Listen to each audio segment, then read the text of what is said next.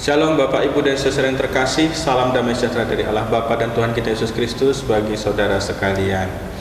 Di hari Minggu tanggal 14 Juni 2020 kali ini kita memasuki masa Minggu biasa yang ke-11. Dan pada hari Minggu ini di ibadah bersama keluarga kali ini kita akan merenungkan salah satu bacaan leksionari dari Injil Matius yang ke-9, Matius pasal 9 ayat 35 sampai dengan Matius pasal 10 ayatnya yang ke-8. Matius 9 ayat 35 sampai dengan Matius pasal yang ke-10 ayatnya yang ke-8. Dipersilahkan untuk membaca bersama-sama dengan keluarga di rumah. Nah, jemaat dan saudara yang terkasih,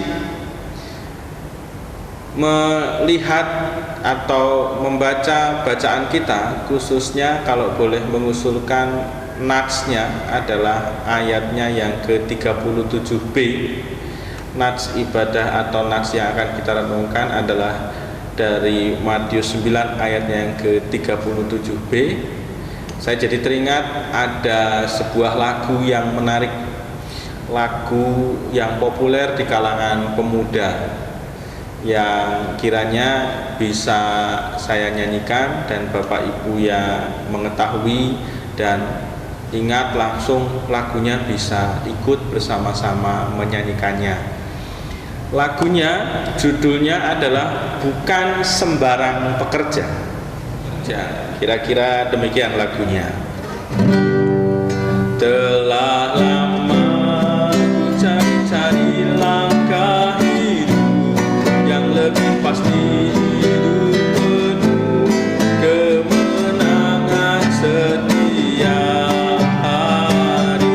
Suatu saat Yesus panggilku menjadi pekerja, melayani, jadi saksi baginya. Bukan sembarang pekerja, ya Yesusku luar biasa. Ya Dia Raja segala raja. Ya memanggilku menuai ladangnya. Hanya anugerah semata.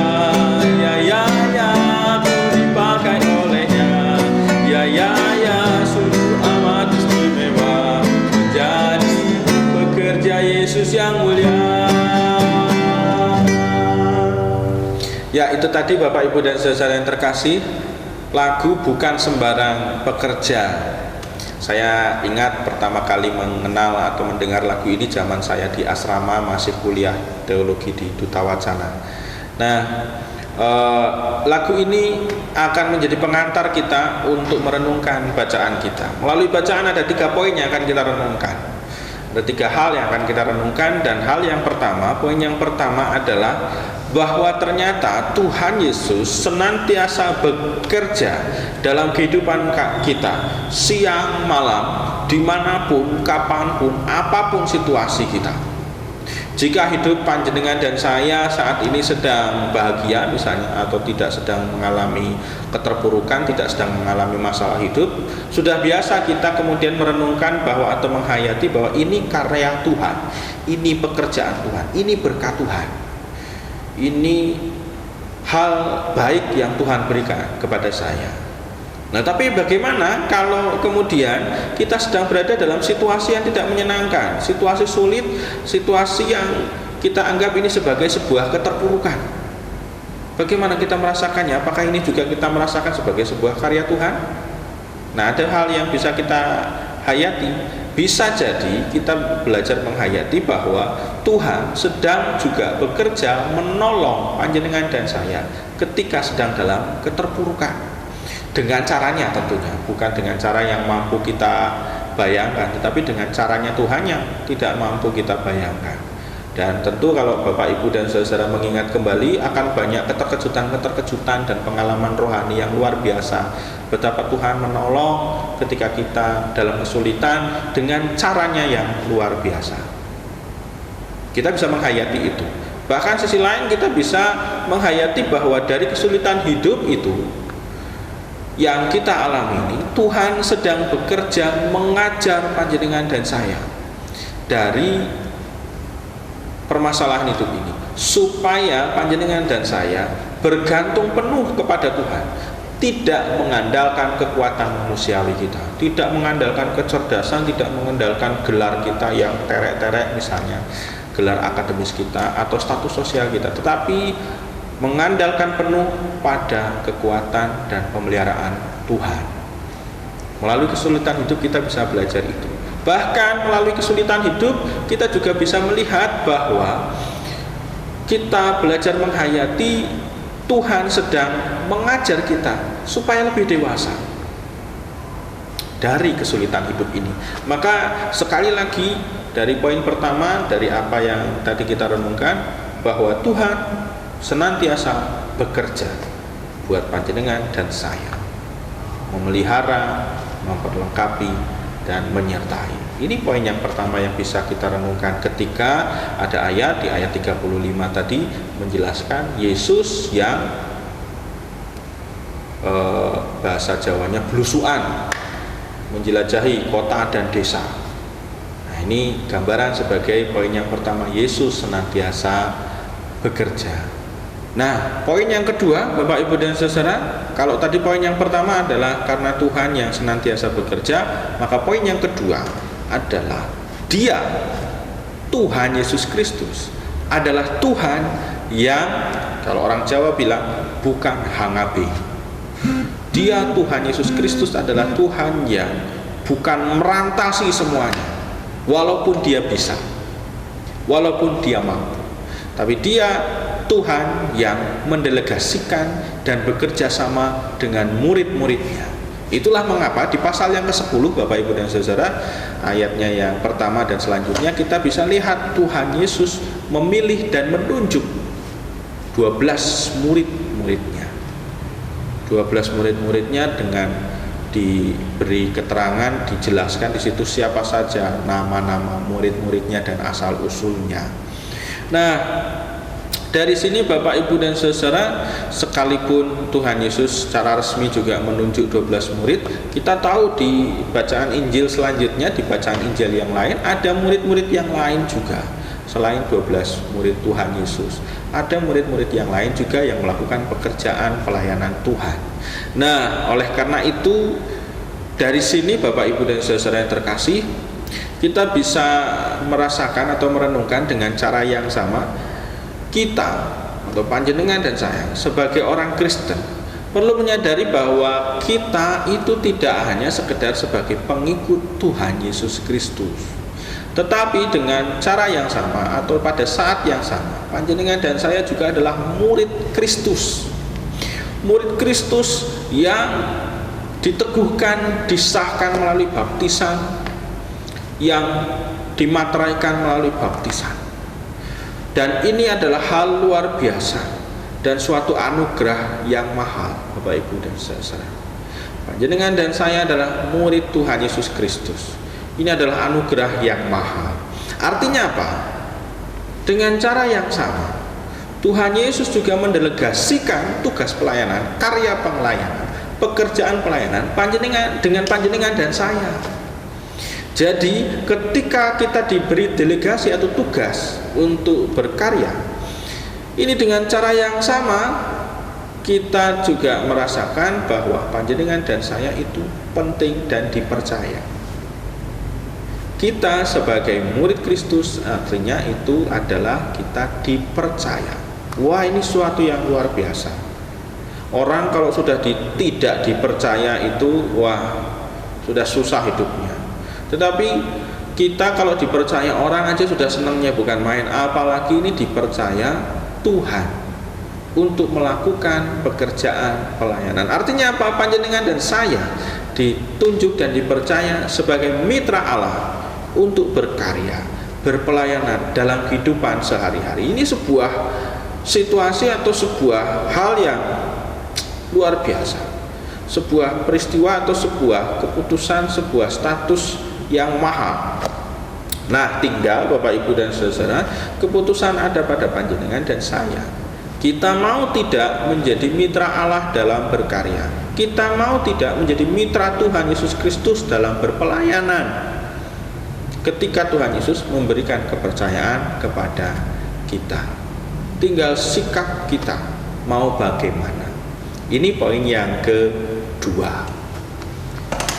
Nah, poin yang ketiga, Bapak Ibu dan Saudara, ini juga tidak kalah penting, harus kita perhatikan. Kalau tadi poin yang pertama adalah mengingatkan bahwa Yesus senantiasa bekerja di sepanjang kehidupan kita dalam peristiwa apapun. Poin yang kedua, kita diingatkan bahwa Dia atau Tuhan Yesus bukan Tuhan yang hangabei atau merantasi semua pekerjaan, tetapi Tuhan yang mendelegasikan dan kita dipercaya untuk itu. Maka poin yang ketiga ini adalah bahwa masing-masing kita, panjenengan dan saya, itu diperlengkapi dengan cuma-cuma, tanpa harus bayar sepeser pun. Panjenengan dan saya, Tuhan itu mempercayai kita tidak dipasrai kosongan, tapi diperlengkapi. Artinya apa? Kalau di ayat 8 kita melihat perlengkapannya luar biasa, tapi kita juga bisa merenungkan dengan cara yang sama, bahwa artinya panjenengan dan saya itu unik. Panjenengan dan saya itu istimewa, dan itu belum tentu ditemukan atau ada pada orang lain, keunikan itu. Contoh misalnya Bapak Ibu dan saudara-saudara yang terkasih, saya itu pernah iri. Saya punya teman sekarang jadi pendeta di GKJ Pekalongan, namanya Pendeta Dwi Argo Mursito.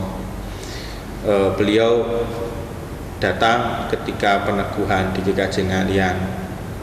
Nah, Pendeta Dwi Argo Mursito ini satu angkatan zaman SMA, dan pokoknya zaman sekolah itu dari SD, SMP, SMA itu satu angkatan tapi beda sekolahan.